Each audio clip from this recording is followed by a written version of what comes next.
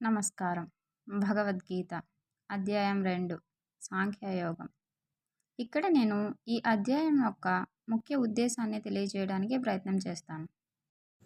స్వధర్మమపి చావేక్ష్య న వికంపితుమర్హసి ధర్మ్యార్థయుద్ధాత్ శ్రేయోన్యత్ క్షత్రియస్య న విద్యతే. క్షత్రియుడు గాని స్వధర్మును అనుసరించి ధర్మానుగుణమైన యుద్ధము చేయుట కంటెను మేలైనది మరొకటి లేదని నీవు గ్రహింపవలెను. అందుచే నీవీ విషయమున సంశయింపనవసరము లేదు.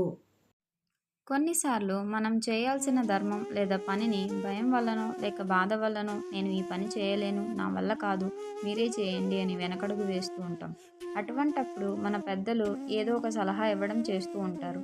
అలాంటి ఒక మార్గం చెప్పే సందర్భమే ఈ శ్లోకం సూచిస్తుంది. వేదాల ప్రకారం ఒక వ్యక్తి తన స్వధర్మాన్ని బట్టి విధి నిర్వర్తించాలి. అర్జునుడు ఒక యోధుడు కాబట్టి ధర్మ పరిరక్షణ కోసం యుద్ధం చేయడం అతని విధి. ఇది హింస కోసం చేసే యుద్ధం కాదు, న్యాయాన్ని నిలబెట్టడం కోసం చేసే పోరాటం. అటువంటి యుద్ధం క్షత్రియుడికి అత్యంత పవిత్రమైనదిగా పరిగణించబడుతుంది. తన కర్తవ్యం పట్ల ఎటువంటి సంకోచం కానీ భయం కానీ ఉండకూడదు అని శ్రీకృష్ణుడు అర్జునుడికి చెప్తున్నాడు.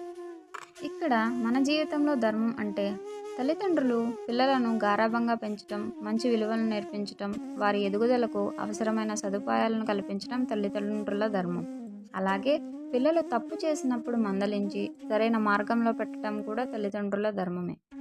విద్యార్థులు ఇష్టంతో చదువుతూ ఒకరితో ఒకరు పోటీ పడుతూ మంచి మార్కులు సాధించడం వారి ధర్మం. అయితే ఆ మార్కులకు తగ్గట్టుగా జ్ఞానాన్ని పెంపొందించుకోవడం, ఆ జ్ఞానం సమాజానికి ఉపయోగపడేలా చేయడం కూడా విద్యార్థి ధర్మం.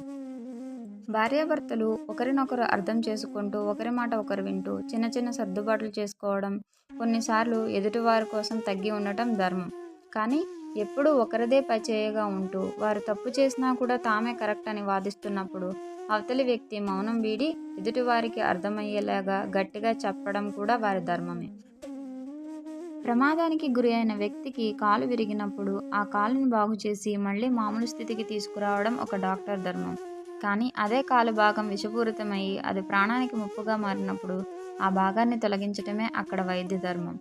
ఒక మనిషికి సహాయం చేయడం, ప్రాణాన్ని కాపాడడం మానవ ధర్మం. దాన్నే మనం మానవత్వం అంటాం. కానీ దేశ రక్షణ కోసం యుద్ధ రంగంలో నిలబడినప్పుడు ఎదురుగా ఉన్నది ఎవరైనా సరే ప్రాణం తీయాల్సిన పరిస్థితి వస్తే శత్రువును సంహరించడం పాపం కాదు, అదే ధర్మం. ఇలా చూసుకుంటూ వెళ్తే చాలా ఉంటాయి. ప్రతి ఒక్కొక్క దానికి ఒక్కొక్క ధర్మం ఉంటుంది. సందర్భాన్ని బట్టి ధర్మం మారుతుంది. అలా అని విద్యార్థి తనకున్న తెలివితేటలతో వ్యవస్థలను హ్యాక్ చేయడం, మేము తల్లిదండ్రులం, మేము ఏం చెప్పినా వినాల్సిందే, నేను భర్తని, నా మాటే నెగ్గాలి, నేను డాక్టర్ని, అడ్వాంటేజ్ తీసుకుని డబ్బు సంపాదిస్తా, నేను సైనికుణ్ణి, ఎవరినైనా చంపే అధికారం నాకుంది, ఇవి ఏవి కూడా ధర్మం అనిపించుకోవు. ఇక్కడ ఉద్దేశం స్వార్థపూరితమైనదైనప్పుడు అది అధర్మమే అవుతుంది. సందర్భాన్ని బట్టి ధర్మం మారుతుంది నిజమే, కానీ ధర్మం యొక్క ముఖ్య ఉద్దేశం లోక కళ్యాణం, అందరి మంచి కోరడం. ఏ పని చేయడం వల్ల ఎక్కువ మందికి మేలు జరుగుతుందో, ఏది న్యాయమో అదే ఆ సందర్భానికి తగ్గ ధర్మం అవుతుంది. ధర్మానికి ఎప్పుడూ నీతి మరియు లోక కళ్యాణం అనేవి పునాదులుగా ఉంటాయి. అలాగే ఈ అధ్యాయంలో ముఖ్యంగా కర్మణ్యేవాధికారస్తే మా ఫలేషు కదాచన, నీకు కర్మ చేయడానికి మాత్రమే అధికారం ఉంది, ఫలితంపై కాదు. సుఖదుఖాలను జయాపజయాలను సమానంగా స్వీకరించేవాడే నిజమైన జ్ఞాని. అటువంటి వ్యక్తి మనసు ఎల్లప్పుడూ ప్రశాంతంగా ఉంటుంది. ఇక్కడ మనం తెలుసుకోవాల్సింది మన ధర్మం ఏంటి అని.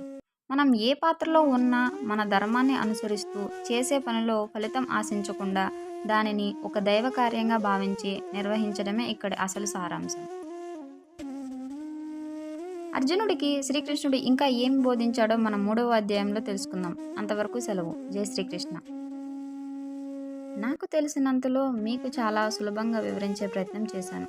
ఈ ప్రయాణంలో ఏవైనా అక్షర దోషాలు ఉన్నా లేదా ఉచ్చారణ దోషాలు ఉన్నా మన్నించగలరు. Stay tuned to YP Vlogs for more videos. Thank you.